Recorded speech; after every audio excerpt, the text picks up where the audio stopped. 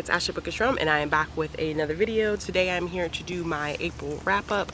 So as you can see by the title, I read 31 books in April, but I'm not going to cover all 31 books here in this video. I have already done a mid-month wrap-up of the first 15, which I will link up in the card symbol. I'm going to go over the other 16 books that I read. So the first thing that we're going to do is go over a little bit of some statistics. I did not do this for my March wrap-up, unfortunately. I just was not feeling it, but for this one I decided to go ahead and do some stats. So for the month of April, I read a total of 31 books, which was 5,349 pages. For genre breakdown, I read 2 books that were nonfiction, 11 graphic novels, manga, comics, 11 romance and / contemporary, 3 realistic fiction, 1 horror, and 3 science fiction fantasy SFF. For the age breakdown, I was so shocked by this. I read absolutely 0 children's books this month. You'll see where I put all my time and energy and focus. I read 2 middle grade books, 7 YA books, and a whopping 22 adult books. So apparently this year my focus has been shifting more towards adult books, and it's not intentional, it's just something that's been happening. But I do want to keep up with my YA selections just because of my job description, and it helps for me to continuously read young adult titles. For format, I read 5 physical books, 18 ebooks. My ebook game has been super strong because I've found with the little one it is super easy to read a ebook as opposed to a physical book. I also listened to 8 audiobooks. In terms of source, I've changed this up a little bit. So in the past I only covered owned, borrowed from the library, and review copies, but I just got back Kindle Unlimited, and I also just purchased Marvel Unlimited this past month. So I'm going to now break it down into 5 parts. So it'd be owned, borrowed from the library, review copy, Kindle Unlimited books, and Marvel Unlimited books. So the first category is own. I read 4 books of my own, which is good because I think in previous months I've only read like 1 book a month that I own, which is horrible because my goals were to read, well, one of my goals was to read more from my personal collection, and I have not been doing that. I read 10 books from the library. I read 2 review copies, 10 books from Kindle Unlimited, and 5 books from Marvel Unlimited. As far as some other things that I am currently keeping track of, I read 1 book that had LGBTQIA+ representation, 1 book that can be considered translated. I read 10 books that were either own voices or diverse or both. I did not read any books over 500 pages. I reread 5 books this month, and I read 8 books by Black authors. So that's really great. I want to make sure I keep the own voices / diverse reads and Black authors up. Those are just 2 things that I wanted to highlight and focus on this year, as well as the LGBTQIA+. I think I can do better with making that number go up. Alright, so on to the books that I actually read this month. It was a super interesting month. Of course, you can see that I read a lot of graphic novels, comics, and manga, and a lot of romance books. Those have become kind of like my easy spot when it comes to reading. I don't know why, it just has become a thing, and it's a thing that I am readily enjoying. So picking up where I left off from the last wrap up, the first thing that I read was Sweet on You by Shea Violet. This is about a woman who is working in this company in Las Vegas, and it's a hotel casino type company, and they're looking for a chef to come in and build his restaurant, and she accidentally meets this guy prior to having a meeting with him, and it kind of just details their romance. I gave it 3 stars, and I was so hoping that I could give it 4, but I only gave it 3 stars because it was super disappointing when it came to the ending. I wanted so much more from the ending, and I really did not get that at all. The next book that I read was Anti-Hero by Kate Quinn and Demetra Lunetta. This is illustrated by Maka Gill. I hope I'm saying that name right. I actually have a full written review of this one, so I'm not going to talk too much about it. I will make sure that I link it down in the description box. This is simply about a two new characters in the Marvel world who are focused on their own personal lives and their own troubles, and then they kind of collide and you see how they're different and how they're similar, and it's such an interesting concept. I really enjoyed it. I ended up giving this one 4 stars. Like I said, my full review will be linked down below in the description box if you want to know more of my detailed thoughts. And this was one of my review copies that I got from DC Zoom, that, you know, they kind of send me review copies, and I reviewed them on my blog. The next thing I read was Paper Girls Volume 3. I cannot say anything about this because it is the 3rd volume in the series, but I gave it 3 stars because I don't think it was as strong as the other 2 volumes, and it was just super confusing, and it left me wanting so much more, and I wasn't really getting it at all. I wasn't getting it at all. But I'm hoping with Volume 4 and 5 that I understand it a little bit better than what I've been getting in the meantime. So like I said, I only gave that one 3 stars. After that, I ended up listening to the Bromance Book Club. This is one that has been a popular release. The second book in the series just recently came out, and everybody has been loving this. This is by Alyssa K. Adams. Like I said, I listened to it on audiobook. It's about this guy who's having trouble with his wife. They are close to a divorce. Well, she either asked for a divorce or he left. I can't remember the particulars, but I know that they had some marital issues, and he ends up joining a undercover bromance, or a bromance, saying the second title. He ends up joining a bromance book club where they read romance books to learn how to better woo their fiance, girlfriends, and wives, and this was so cool. I loved it. The writing was beautiful. I loved the relationship between our 2 main characters. I thought it was so unique. I love that it had a story within a story type of concept. It's been a while since I've read a book like that, and this did such an excellent job. I ended up giving it 4 out of 5 stars, and I'm currently on hold for the second book at my library, and I'm definitely looking forward to reading that one. After that, I read Good Luck. You can see the cover, by Nicole Falls. This was a short novella that she wrote for St. Patrick's Day, I'm thinking, because of the cover. And it was interesting because she wrote this right as the pandemic really hit the United States, because it's kind of included in the book, so that was an interesting dynamic. There were a few grammatical things that I didn't quite care for in the book, some things that kind of felt a little run on, and then some typos, so I felt like it was kind of rushed to be pushed out, and this is when I read on Kindle Unlimited. But I did like the story. I like the chemistry between the 2 characters. I wish that it was actually longer than what it was. Unfortunately, it wasn't, because she typically writes novellas. And I hope I didn't say I gave it 3. I gave that 4 stars, but I wanted to give it more, but there were just some things that I didn't really get out of it. And it's just basically about this girl who gets a bar that's passed down from the family. She's running it.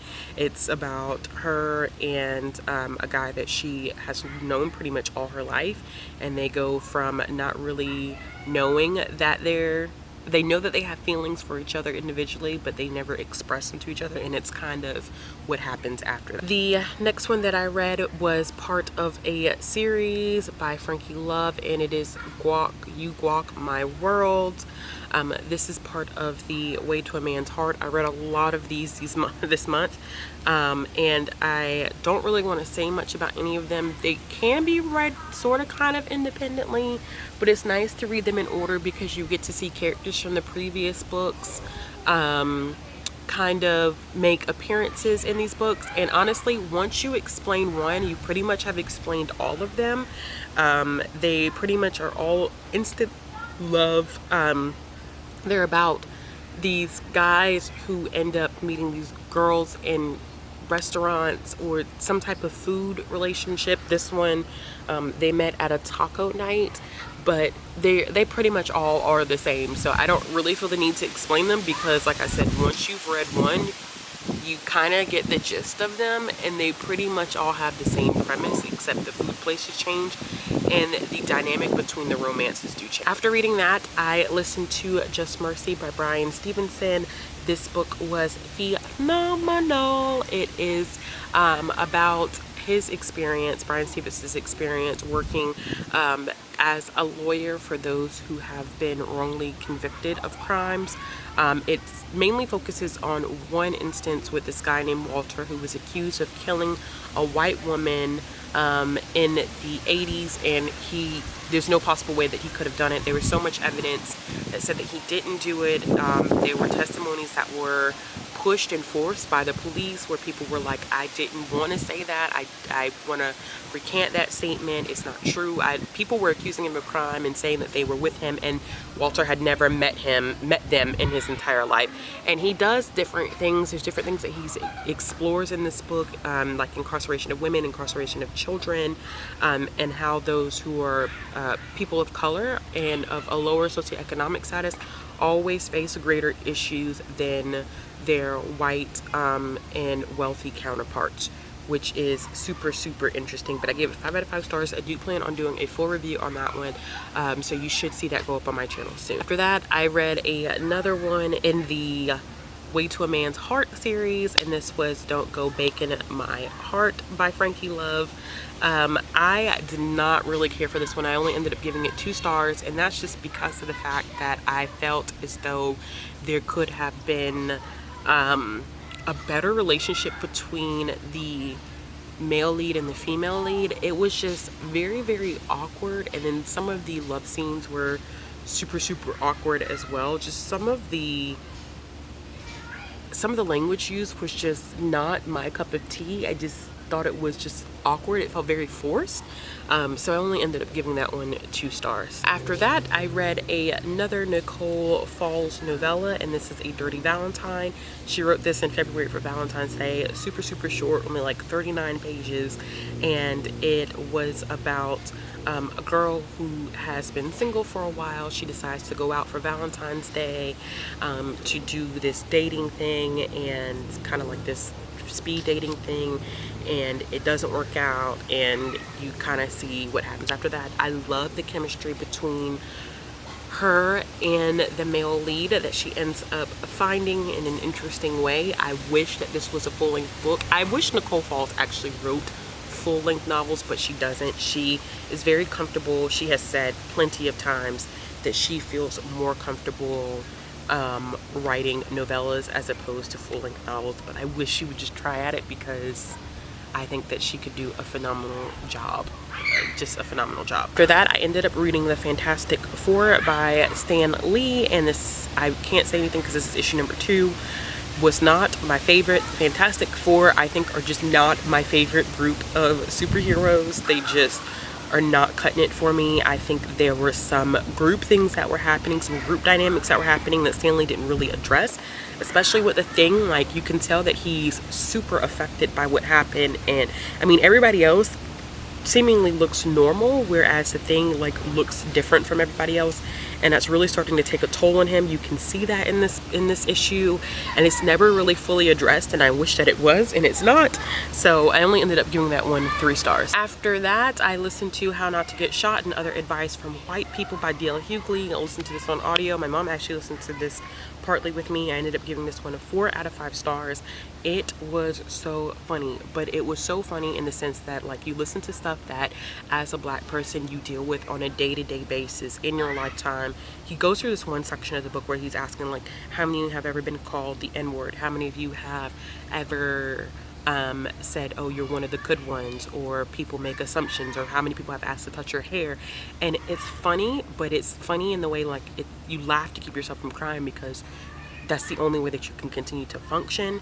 And it basically is about advice that white people have given black people about how to better function in the United States, like change your name, dress this way, you know, don't get in trouble, like don't break the law, and you wouldn't have so many issues with police. But it's so much deeper than that, and D.L. Hughley kind of fights he goes back and he's like, these are the reasons why this advice really does not work, because at the end of the day, this is what we're faced with, and these are things that y'all are not necessarily faced with. So no matter if we were to change our ways and act as though we were born white, sometimes it just doesn't make a difference. So I highly recommend reading that book. It was really, really great. It is kind of on the crude side, so if that's going to be a bother, I would just keep that in mind. The next book that I read, the next two that I actually read, were both part of the Way to a Man's Heart series again. I read book number 5, which was Made for You. I gave that one 3 stars. I thought it was really cute in the sense that the two characters were very goal driven, and they didn't succumb to their desires, that they were willing to put their goals on the back burner. They both were able to fulfill their lifelong dreams, even if their relationship got a little complicated. I love that it took place in a restaurant, and they both were, you know, having this experience with eating pho, and they just seem like a really interesting couple, really dynamic couple.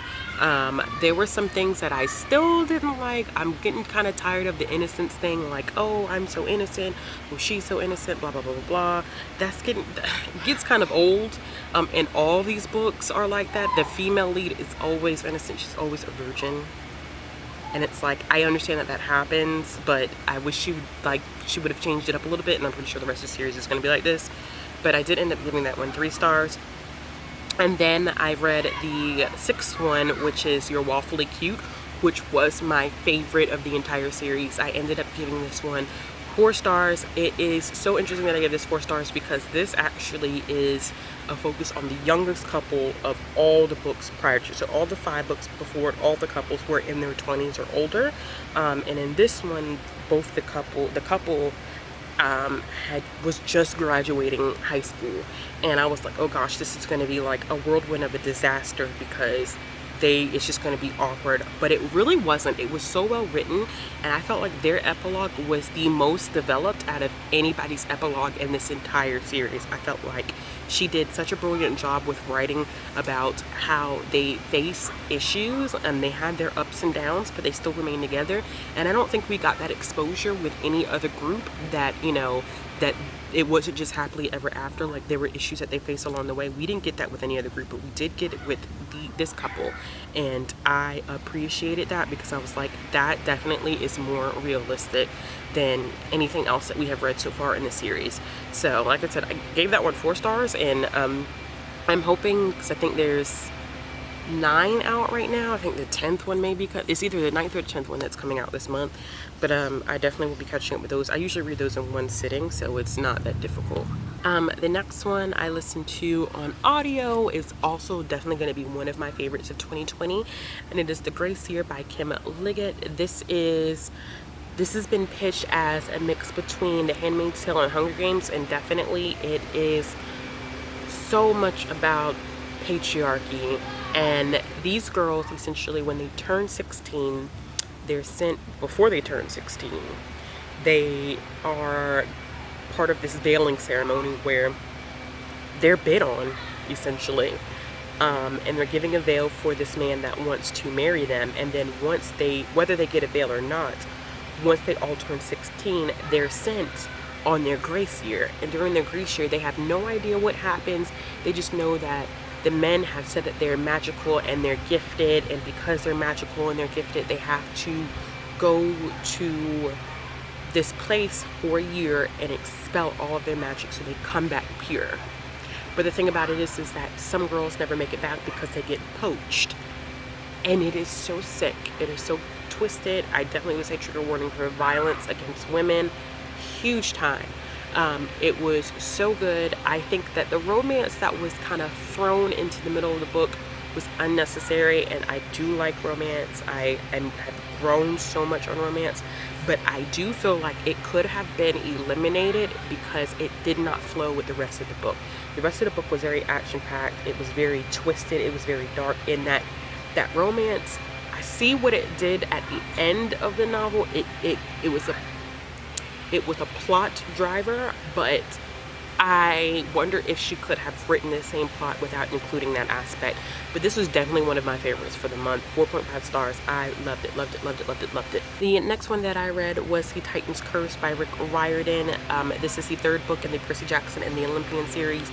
One of my favorite series of all time. This is such a phenomenal book. Of course, I annotated it. I'm going through and rereading the entire series, so I'll be reading the Olympians, and then after that I will be picking up the Heroes of Olympus, but I got to make it through this series first. I can't say much about this except this just picks off where the second one left off. And we get to meet so many different gods and goddesses that play such a huge role in future books. But I really enjoyed it. One of my favorite characters was missing from this book, and then one of my favorite characters made their first appearance in this book. So this is a very pivotal point in this series for me, and this was my second time reading it. I gave it 5 stars the first time I read it, and I gave it 5 stars again. And I definitely will be picking up the next one in May. And the last book that I read in April was Throne of Glass by Sarah J. Maas. So this got 3.5 stars. I was so hoping, 3.75 stars, sorry, not 3.5, 3.75. I was so hoping to give it 4, but there were some parts of it that just did not make sense. Some plot points that were so freaking obvious that Selena and Kale should have gotten it. It was right in their face the entire time, and they just couldn't get it, and it frustrated me as a reader. I am not going to talk much about this one because I have done a full reading vlog on this, and the reading vlog will go up after this. So this video will go up on Monday. You can expect the reading vlog on Friday. So if you're interested in the deep dive of my thoughts and how I felt moment by moment reading this book, I definitely would recommend checking out that reading vlog.